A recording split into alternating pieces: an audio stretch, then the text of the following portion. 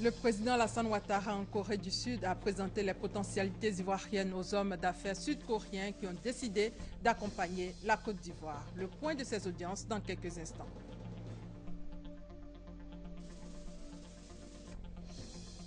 Reprise des activités de collecte des ordures ménagères après 2 semaines d'interruption, la directrice générale de la Nature sur le terrain pour faire le constat.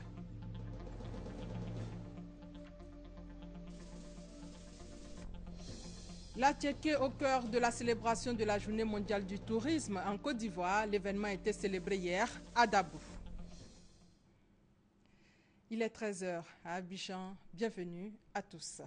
Direction la Corée du Sud où le chef de l'État a échangé avec l'agence coréenne de coopération et des hommes d'affaires sud-coréens. Au centre de ces rencontres, le financement des projets de développement, notamment le train urbain. Le point avec notre envoyé spécial Abiba Dambélé-Sawi. Le président de l'agence gouvernementale de coopération, COICA, Kim Young-mok, est venu annoncer au président de la République Alassane Ouattara le retour de l'agence coréenne en Côte d'Ivoire. La COICA se dit prête à accompagner notre pays sur la voie de l'émergence.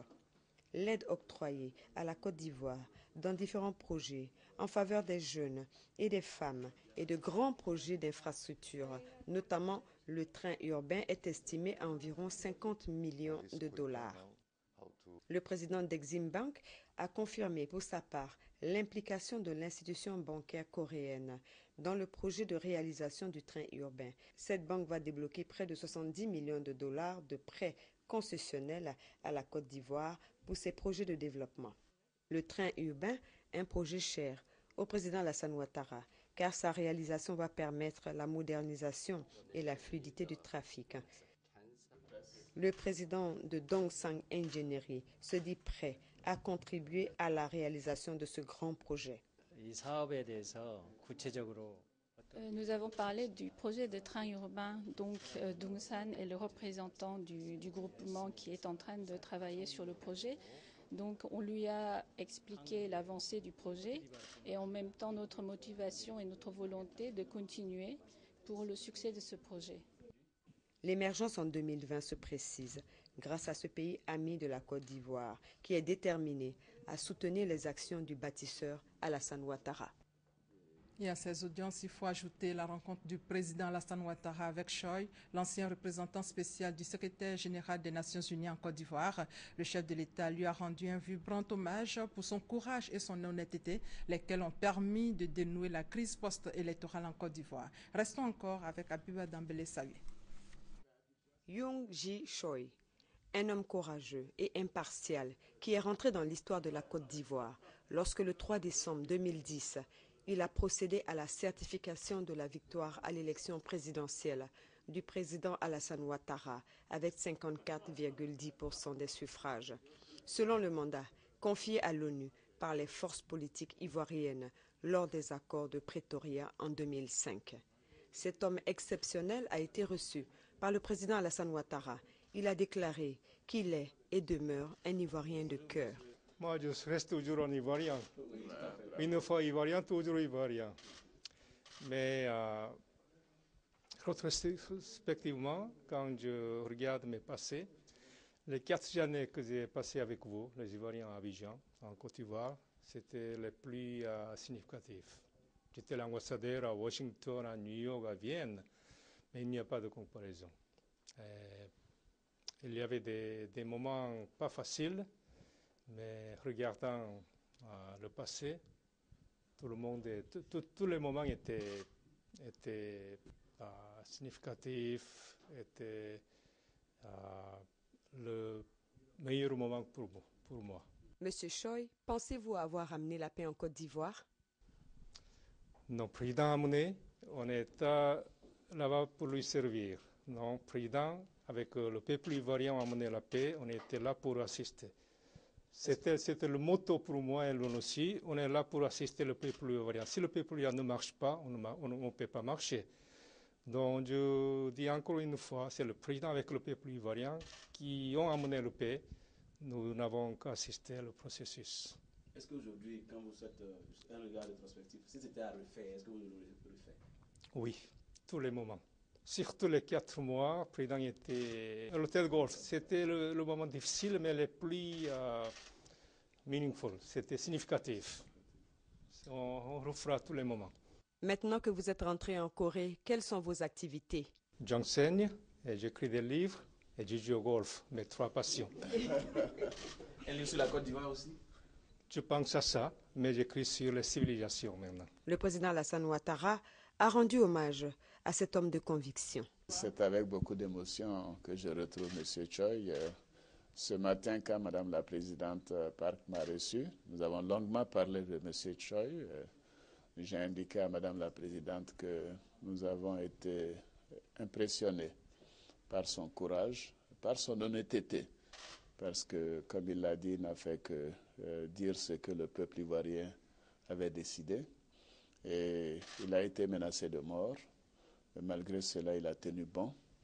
Et ceci a permis à la Côte d'Ivoire de sortir de cette crise. Et donc, je tenais à le rencontrer ce soir pour lui témoigner la gratitude des Ivoiriens.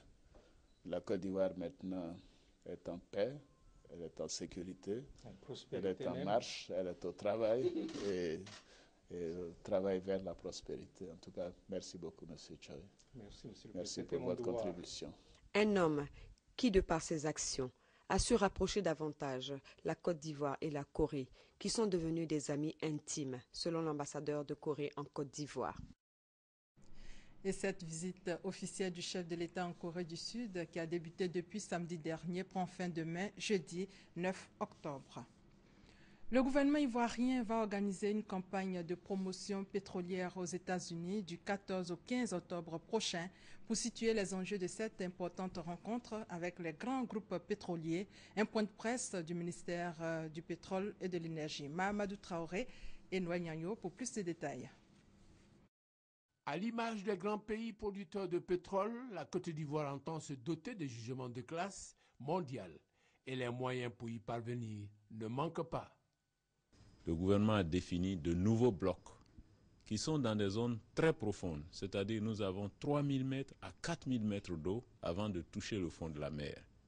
Ce sont ces zones-là que nous allons proposer aux grands opérateurs pétroliers mondiaux et nous avons découpé 7 blocs qui vont de l'ouest à l'est de la Côte d'Ivoire et nous inviterons les sociétés pétrolières à venir négocier et engager des travaux pour faire de l'exploration. À ce roadshow de Houston aux États-Unis, la délégation ivoirienne conduite par le Premier ministre Daniel Kablan-Duncan entend valoriser les énormes potentialités encore peu exploitées de l'offshore ultra profond. Et dans ces eaux très profondes, pour un forage d'exploration à 2500 mètres, 2000 mètres, nous sommes au-delà des 100 à 150 millions de dollars, un forage d'exploration. Et si on trouve la ressource en quantité économique, il faut ensuite envisager un forage de développement avec des plateformes qui se chiffrent en milliards de dollars. Autre enjeu de ce roadshow, augmenter la production d'hydrocarbures, notamment le gaz naturel, en vue de faire face à la demande sans cesse croissante en électricité. Une demande qui, de 1630 MW en 2014, se situera à 1800 en 2015 et probablement à 4000 MW en 2020. Après 2 semaines d'interruption, les sociétés de collecte des ordures ménagères ont repris leurs activités. La directrice générale de la Nature, l'Agence nationale de salubrité urbaine, s'est rendue sur le terrain pour faire le constat. Reportage Serge Gangoumen. Cette tournée entreprise par la directrice générale de l'Agence nationale de la salubrité urbaine, ANASUR, Sarah Ouattara, depuis une semaine dans les communes d'Abidjan, a pour objectif de vérifier la reprise de la collecte des ordures ménagères par les sociétés commises à cette tâche. Ces dernières avaient observé récemment une baisse d'activité pour réclamer les arriérés de paiement liés à leurs prestations. Et l'État de Côte d'Ivoire, soucieux du bien-être des populations, a aussitôt répondu à leurs requêtes en leur versant les arriérés en question. Sarah Ouattara, sur le terrain, a pu constater une reprise effective de la collecte des ordures. Je pense qu'au rythme où vont les choses, la ville devrait être propre, présentée comme un visage aux ménagères de mettre en pratique les consignes données par l'ANASUR pour rendre la ville propre et assurer à tous une santé parfaite. À Tabo, les enfants des producteurs de cacao n'ont pas eu de soucis cette année pour aller à l'école. La Fondation mondiale du cacao a décidé de les soutenir en faisant un geste. C'est un chèque qui a été remis à une trentaine de producteurs de cacao de la région de Tabo. Eugène Atoubé. Le chèque que reçoit la coopérative Eyojika de Tabo a une valeur de 3 600 000 francs CFA. C'est le montant de l'allocation scolaire offerte par le programme CCDF de la Fondation mondiale du cacao pour aider les producteurs membres à scolariser leurs enfants. Les 3 600 000 francs CFA seront répartis entre 30 producteurs, tous membres de la coopérative Eyojika. À cette occasion de la rentrée scolaire, je me tourne vers nos chers enfants, tout en leur demandant de continuer de bien travailler à l'école et surtout d'éviter la tricherie. La coopérative Eyojika de Tabo, qui a financé la construction d'une école primaire dans le village d'Alateresco, œuvre pour l'envoi à l'école des enfants des producteurs membres, en écho à la campagne gouvernementale de lutte contre les pires formes du travail des enfants, spécialement l'utilisation de ceux-ci dans la cacaoculture. Eyojika bénéficie également de l'encadrement du programme CCDF du Fonds mondial du cacao dans une perspective de durabilité de la cacaoculture et du bien-être des producteurs. La Fondation mondiale du cacao a été invitée par les autorités administratives de Tabo à multiplier ses actions en faveur d'un plus grand nombre de familles productrices de cacao. Cette organisation regroupe à ce jour 115 membres représentant plus de 80% du marché mondial du cacao. À Bouandougou, la cantine scolaire du collège moderne sera réhabilitée grâce à Force 2015. La Fédération des organisations républicaines pour la cohésion et l'émergence a offert du matériel de construction justement pour la réhabilitation de cette cantine scolaire, un geste qui s'inscrit dans le cadre du programme d'activité et de soutien de ce mouvement aux actions du président Alassane Ouattara. Reportage Kader Sogodogo. Loin d'être seulement une structure politique, la Fédération des organisations républicaines pour la cohésion et l'émergence Force 2015 se veut également un instrument de développement. À Bouandougou, dans la région du Béré, ce mouvement œuvre pour la bonne marche du collège moderne.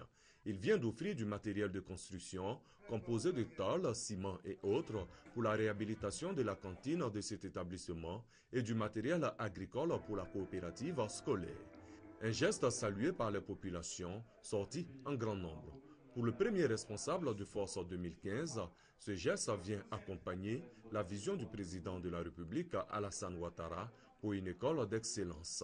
Notre ministre Kandia Kamara, le gouvernement ivoirien, avec à la tête son Excellence Alassane Ouattara, sont au travail.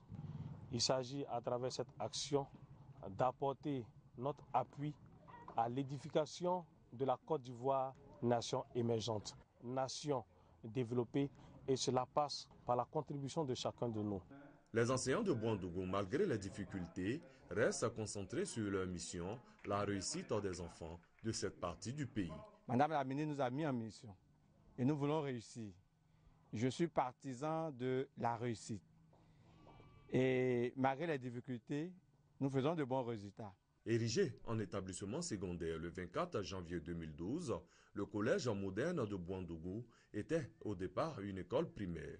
Aujourd'hui, sans eau ni électricité, comme un bébé, le collège moderne de Bouandougou, avec ses 516 élèves et 13 enseignants et personnels administratifs, a besoin du concours de tous pour grandir. Dans le domaine de la santé, les mutualistes ivoiriens vont être assistés par les experts français pour le développement de leurs différentes mutuelles. Le programme d'appui aux stratégies santé mutualistes PASS va leur apporter un soutien technique et financier de plus de 294 millions de francs CFA. Le PASS va aussi aider à la formation des gérants et du personnel des mutuelles en Côte d'Ivoire. On fait le point avec Douad Lazer. Les mutuelles de santé de Côte d'Ivoire vont désormais bénéficier de l'expertise étrangère. Le PASS, programme d'appui aux stratégies de santé mutualistes, va leur apporter un appui technique et financier en vue du renforcement de leurs actions de solidarité en faveur de leurs adhérents.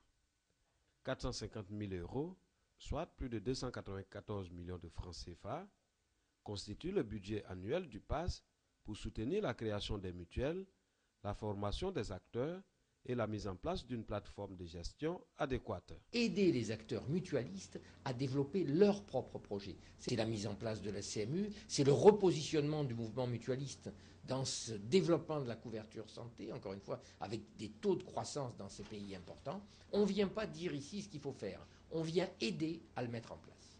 Le programme d'appui aux stratégies de santé mutualiste, PAS, va intervenir dans les 8 pays de l'espace UEMOA, Union économique et monétaire ouest-africaine, avec pour bureau sous-régional basé à Abidjan. Une opportunité à saisir selon certains acteurs de la mutuelle sociale ivoirienne. Dans l'environnement nouveau qui est celui de la couverture maladie universelle, nous pensons que le PAS sera un atout et va nous aider vraiment à renforcer nos capacités, à améliorer nos méthodes de travail, va nous aider aussi à développer notre partenariat au niveau stratégique, au niveau d'abord sud-sud et au niveau nord-sud. Plateforme de plaidoyer, de sensibilisation et d'éducation à la protection sociale et à la mutualité, le PAS a aussi pour mission de coordonner et de structurer les entreprises de mutuelles sociales. Cette campagne de sensibilisation et de lutte contre Ebola dans la sous-préfecture de Niablé, pour bien mener la campagne, un comité de suivi et de riposte a été mis en place par le sous-préfet. Commentaire Honorine Aingori. La lutte contre la fièvre Ebola très suivie. Les autorités préfectorales en Côte d'Ivoire en ont fait leur cheval de bataille à la suite du gouvernement. À Niablé, le sous-préfet Sagidi Bakayoko sensibilise la population sur le respect strict des mesures d'hygiène prises par le gouvernement. Nous allons partir vers les populations les plus reculées, surtout frontalières, pour leur dire qu'il n'existe pas de remède, il n'existe pas de vaccin. Chacun doit se prémunir des mesures d'hygiène qui puissent, n'est-ce pas, sauver sa vie et la vie des autres. L'engagement de lutter contre la fièvre à virus Ebola par le sous-préfet de Niablé, Sagidi Bakayoko, a été marqué également par des visites surprises dans les maquis et restaurants. Cela vise à vérifier l'application des mesures et sensibiliser à plus d'hygiène. Aucun cas déclaré en Côte d'Ivoire, mais en Espagne, un premier cas a été détecté. C'est une infirmière espagnole qui a été infectée et c'est le premier cas de contamination en Europe, un cas qui suscite des polémiques. Regardez. Des ambulances dans le noir, ce sont les seules images de cette aide soignante le virus Ebola. La première personne contaminée hors d'Afrique. Elle a été transférée dans la nuit de l'hôpital d'Alcorcón, au sud de Madrid, où elle a été admise dans un premier temps à l'hôpital Carlos III. C'est là qu'elle avait été en contact avec les 2 missionnaires rapatriés d'Afrique en août et en septembre, décédés de la fièvre Ebola. À l'extérieur, le personnel est inquiet car cette infirmière a été contaminée malgré les mesures de précaution. Ils n'ont donné aucune information satisfaisante, ça c'est sûr. Je pense qu'ils devraient donner plus d'explications sur la façon dont ça s'est passé. On ne sait même pas comment se fait la contagion, si c'est par l'air ou directement par la salive. On ne sait pas. Le personnel soignant s'est rassemblé dans la matinée pour réclamer plus d'informations. Ils disent n'avoir été formés que pendant 15 minutes sur les mesures à prendre face à cette maladie. Hier soir, pourtant, la ministre espagnole de la Santé se voulait rassurante, annonçant qu'une investigation était en cours sur les causes de cette contamination. Nous sommes en train de vérifier quelle a été la source de la contamination. Nous essayons de savoir si tous les protocoles ont été strictement respectés. Malgré les propos de la ministre assurant que toutes les mesures ont été prises pour garantir la santé des citoyens, les Espagnols sont inquiets, d'autant plus que la patiente a ressenti les premiers symptômes le 30 septembre et qu'elle n'a consulté que 5 jours plus tard. 5 jours pendant lesquels elle a pu contaminer des proches ou des collègues. Une trentaine de personnes ayant été en contact avec elle sont actuellement suivies par les autorités sanitaires.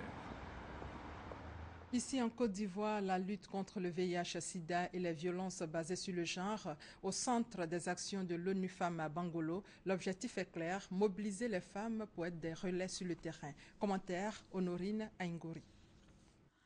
La mise en œuvre d'activités pour l'autonomisation des femmes nécessite la mobilisation des bénéficiaires et surtout celle des autorités.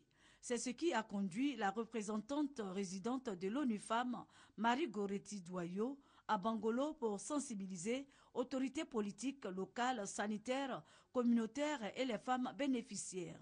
Et ce, dans l'optique d'accroître la responsabilité pour l'égalité et l'équité du genre à travers la planification et la budgétisation. Pour ce faire, des recommandations sur les attentes de l'ONU Femmes relatives à la visibilité des acteurs, le suivi et l'évaluation des projets ont été faites.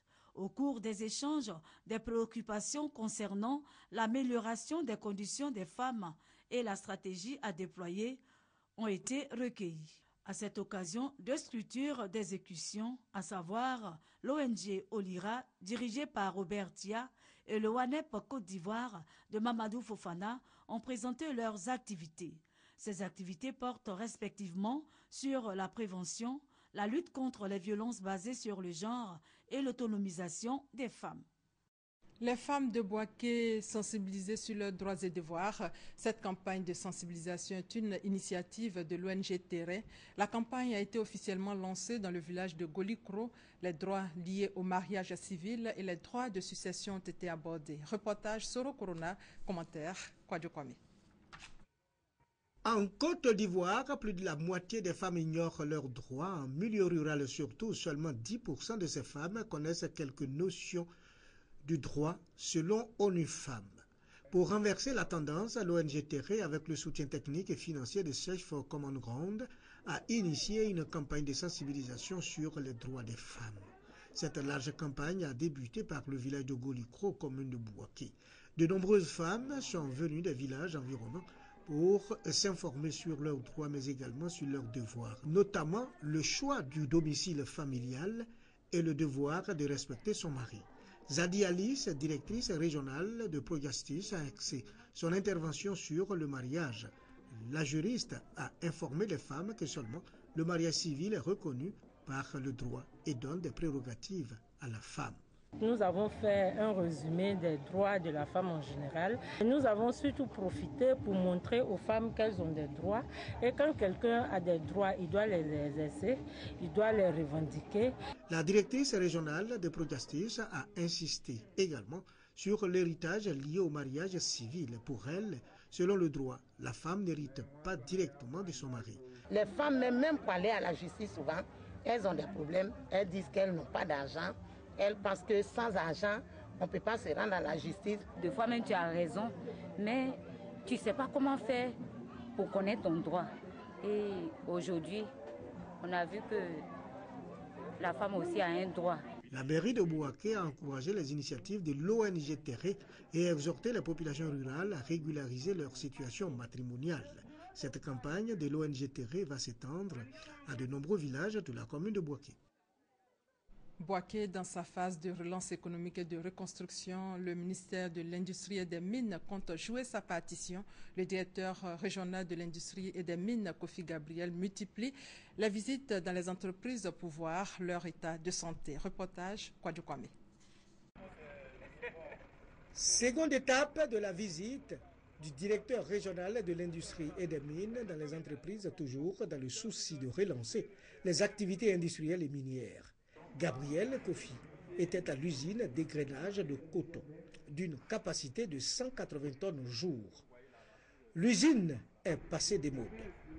À la filature de verre à soie, les pièces importantes de l'unité industrielle emportées et le système électrique défaillant.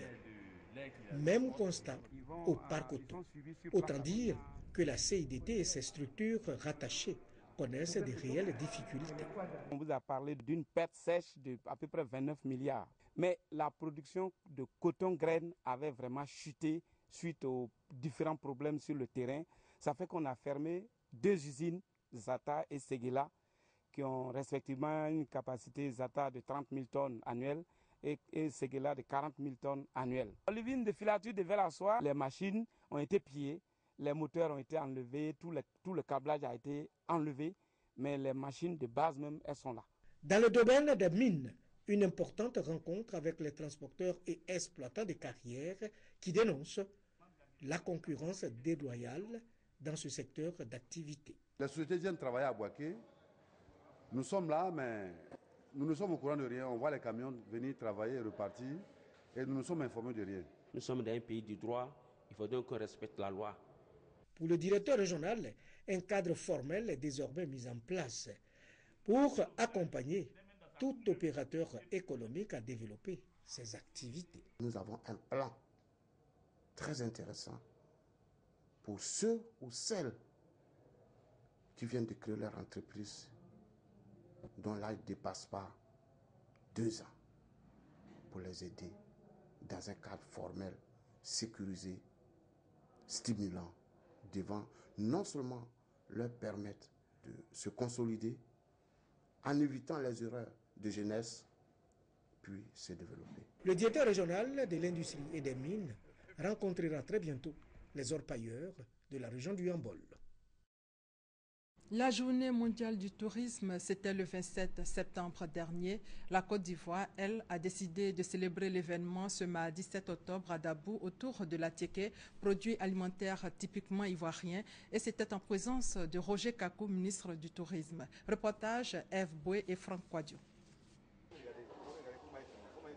Une bonne poignée d'attiéké, semoule de manioc bien prisé en Côte d'Ivoire, accompagné de poissons frits. Et le tour est joué. La dégustation de l'attiéké individuellement ou en groupe, le geste est ancré dans les habitudes alimentaires. En tout cas, l'attiéké c'est un aliment qui est très bon, qui est nourrissant. L'attiéké, ce mets qui franchit aujourd'hui les frontières ivoiriennes, est produit dans la région des Lagunes, au sud, et justement, la 34e journée mondiale du tourisme en Côte d'Ivoire y est consacrée. À Dabou donc, zone productrice reconnue, les petits plats sont mis dans les grands pour la cérémonie officielle.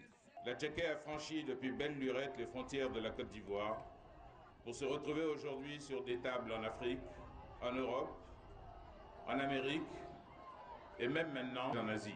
C'est dire que nous, Ivoiriens, pouvons être fiers que ce produit du terroir, essentiellement dû au travail de nos braves sœurs et épouses des champs, est une référence gastronomique de plus en plus appréciée dans plusieurs pays du monde.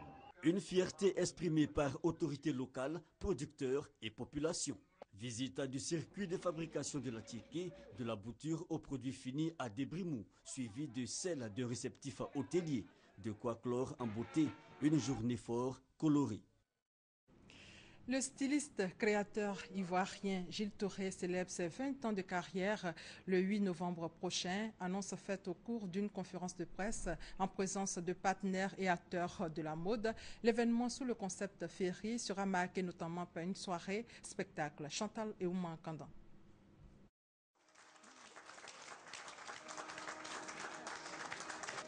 Donc c'est un bustier qui a été monté avec des coupures de presse, des titres de presse.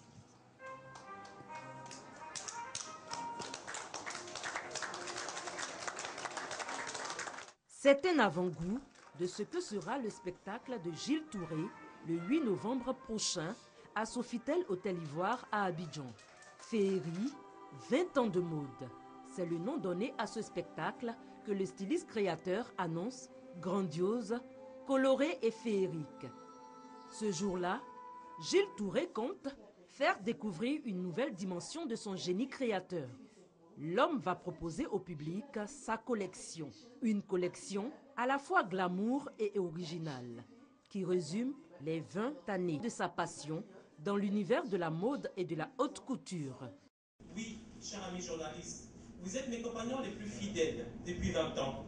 20 ans de carrière de mode, et c'est avec vous que cela a été bâti. Vos plumes critiques et enchantées ont guidé mes premiers pas pour être le créateur que je suis aujourd'hui. Déjà, Gilles Touré se prépare activement.